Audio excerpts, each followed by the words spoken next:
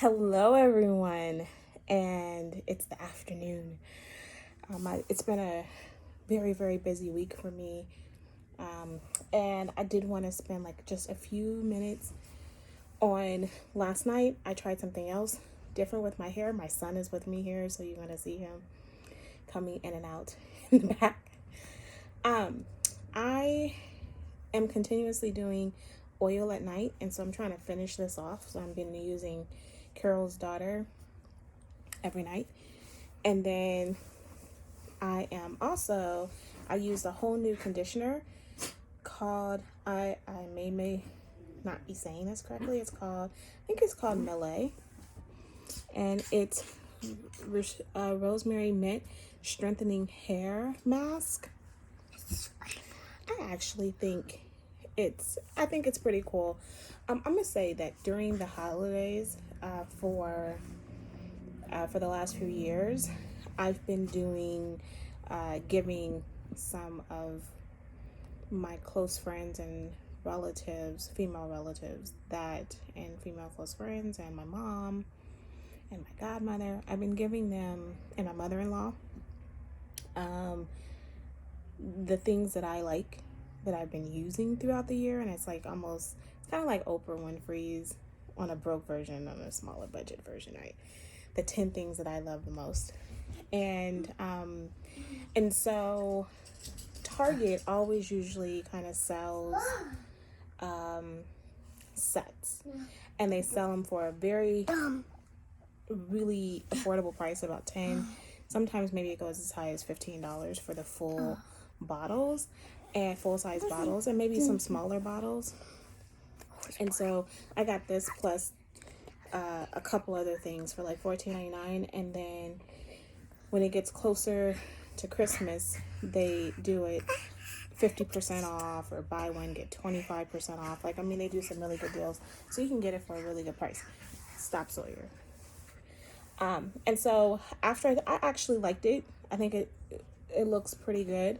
And then this morning I did do Taraji P. Hydrating Milk, and that was pretty good. And it's last, but let me say, and there's no frizz.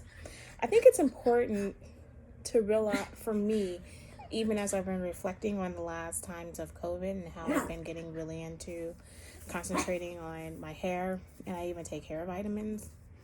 I think the biggest takeaway is that my hair hasn't been this healthy since I was a kid. Because of the fact that I've put hardly any heat on it, but also the fact that my hair has not broken off. Like, I don't have dry ends, I don't have split ends. Like, my hair is absolutely the healthiest because it's daily getting conditioned, and it's not drying. And so I think that that's a pretty cool thing. And I think it's important to also remember, do not shampoo and condition your hair every day, because that will lead to breaking your hair off. You have to condition your hair every day. And then if you want to shampoo it, maybe either once a week, and if that's too much, then once every 2 weeks. But I wouldn't go 3 weeks without shampooing my hair. Okay. Now a review. I want to go back to The Good Wife, and I'm sorry, The Good Life, and The Good Fight. One of these I was gonna get right. On CBS, and season 3. Now that I've been trying to finish all the seasons, because there's 4 seasons and the 4th season just dropped.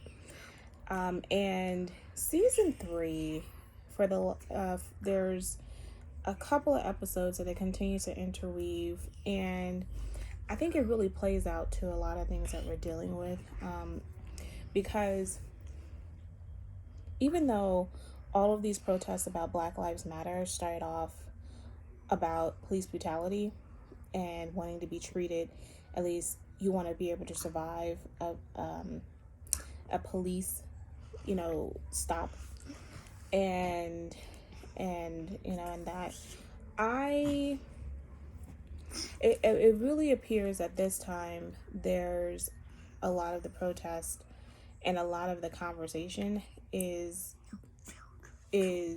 developing more like, what, companies, like, we're kind of tired of the statements and we need more change, systemic change, not just about police brutality, but about all levels. And see, it's easy to make a statement, but it's harder to do some active change.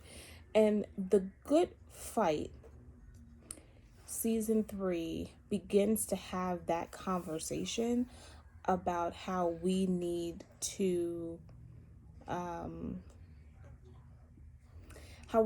be more effective and more intentful with our conversations.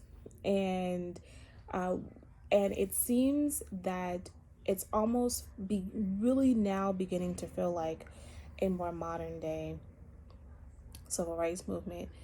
And those season 3 touches upon how this is happening in the workplace and how we need to really be more conscious of the workplace. And I'm saying this reminds you of a more modern day civil rights meeting, because how we used to do things by talking about how we need to be more caring and be more aware of how all people are treated. But then now it's a conversation of, yeah, but you're not hiring anybody. You're not hiring diversity. You're not paying people equally. You're not paying people fairly. You're not, so if you're just going to say everyone matters, but you're not going to demonstrate that in all avenues of society and have representation, then what are we doing?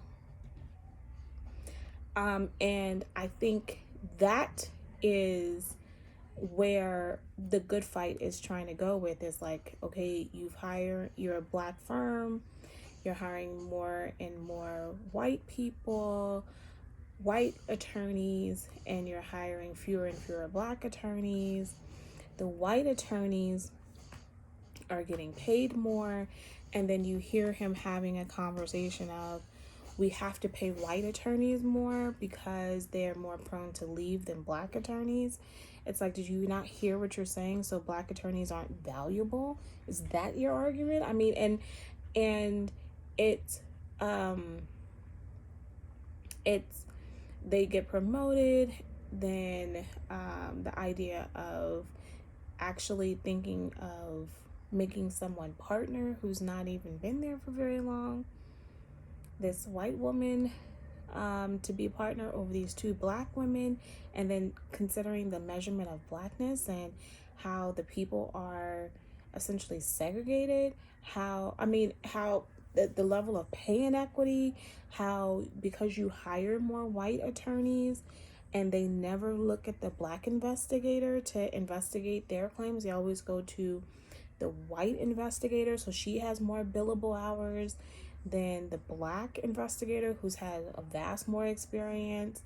How there's no level of socialization, and then you look at the classism, how the mail room is predominantly all Black, and they're like, well, we need to hire white people in the mailroom, but then that means you're going to fire people who have a job in order to make way. I mean, it is just a racial problem, and I think that that's what we're going with. And if you watch the season 3, and you see this manifest, it's what is happening in so many companies, and I can say that in my profession, it's happening at every campus that I'm teaching at, is the inequity in hiring full-time Black faculty, but you're willing to hire part-time Black faculty even in smaller numbers, but very but many departments go without hiring any Black faculty full-time, and that matters because there's no because full-time faculty deals with curriculum development, program development, so they have a lot more control in policy building than part-time does. Part-time doesn't have that. And so even though you may have some representation, it's not full representation and qualitative and substantial change, which is exactly what the good fight is really demonstrating. And I think that it's just people are okay and grateful for a job, but if they're not going to be treated fairly, equitably, then it can't go on for that long period of time. People want to be on both sides, all races, to be treated and represented and seen and heard and acknowledged. And so and to know that all people in all areas of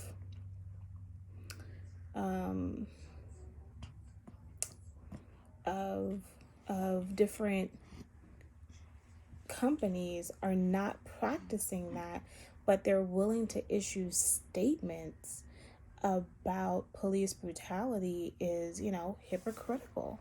And right now people are getting taken to task, and I think and maybe we can see that something real happens, something significant happens. And I think that all of this is, sitting at the house, and all of this would be really, really, absolutely worth it. Sitting at the house and reflecting on how things can be better, and we can all do better, and be a part of that. Okay, my son is getting antsy, and I'm gonna have to talk to you tomorrow. Say bye. Bye. Can't see your face. Look up. Say bye.